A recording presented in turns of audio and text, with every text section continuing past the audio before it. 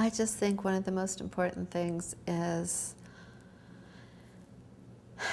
to be able to encourage people to have conversations about death and dying earlier and earlier in their lives, in our lives. I don't consider this to be about death. I consider this to be about life and living the quality of life I can. And as each part of it diminishes, I hope that I can find the serenity and the acceptance that I'll need. There are a couple of reasons why I wanted to make this film. The first one is, has to do with my sister, who died at the age of 43. Her name was Gherta. She was diagnosed with breast cancer. She lived a couple of years, and then she died. Her dying process was very difficult and very challenging, mostly for her, obviously, but for those of us around her. She didn't die a peaceful death. The doctor asked me if I would like to know my prognosis and how long, I guess, he thought I would be able to live. And I said, I don't think so.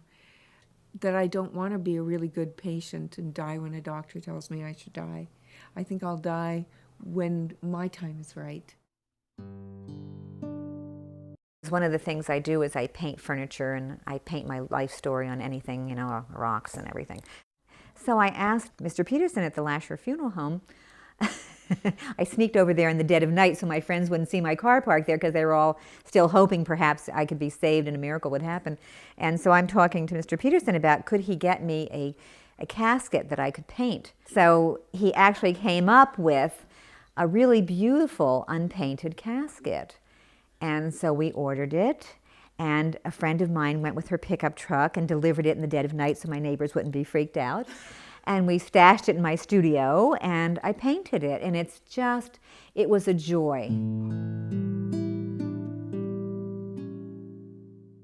Bar and Peter are a very lovely couple whose son died at a very young age and who have suffered a great deal because of that.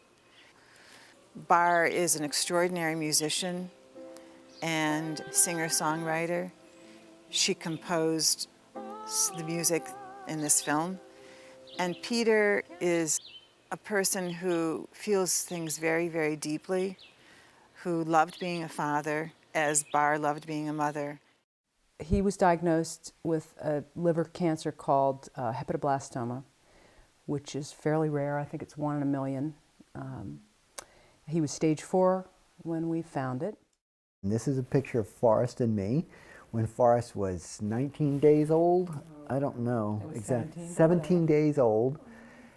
It's Peter, electrician, with Forrest. Quote, "No matter where I am emotionally, when I'm uptight, unhappy, I'm stuck, he can look at me, and in that moment I'm transformed. That did not happen to me before there was Forrest. Being a parent is unlike any other experience of love I've known. Other love, especially romantic love, can be, heady. But the way I feel about Forrest is beyond words. Sometimes I think, what if something bad happens? And something bad is going to happen to him. At some point he's going to skin his knee. And the thought of that almost makes me think, oh God, why did I have to go and have him? I want him to be out in the world, living his life richly, but my heart breaks at the thought of his heart breaking."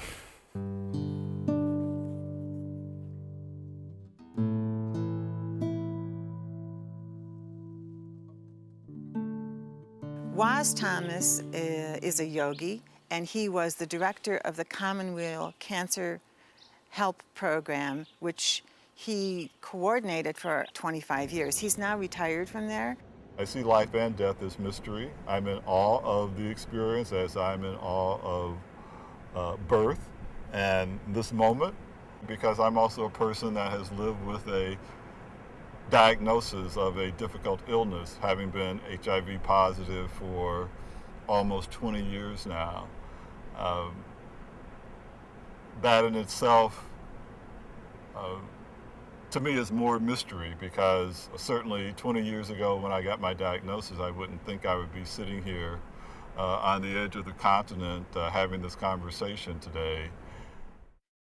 Well, at the age of 20, I was diagnosed with infiltrating ductal carcinoma, a form of breast cancer, to my left breast. My cancer was, at that time, in stage 3B. My tumor was 7.5 centimeters. I had 5 out of 21 lymph nodes test positive. Tomorrow's my birthday, my 29th birthday. Yay. So I'll be 29 tomorrow. Happy birthday. And thank you. And my family and my angel network has just surprised me with a wedding. So I'm getting married on Saturday. And I'm looking very forward to that. It was supposed to be in May, but under the circumstances, we pushed it up. I'm very happy about that.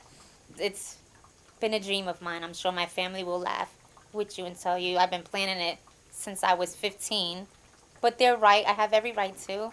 I've been with my fiance for 13 years now, so it's long overdue.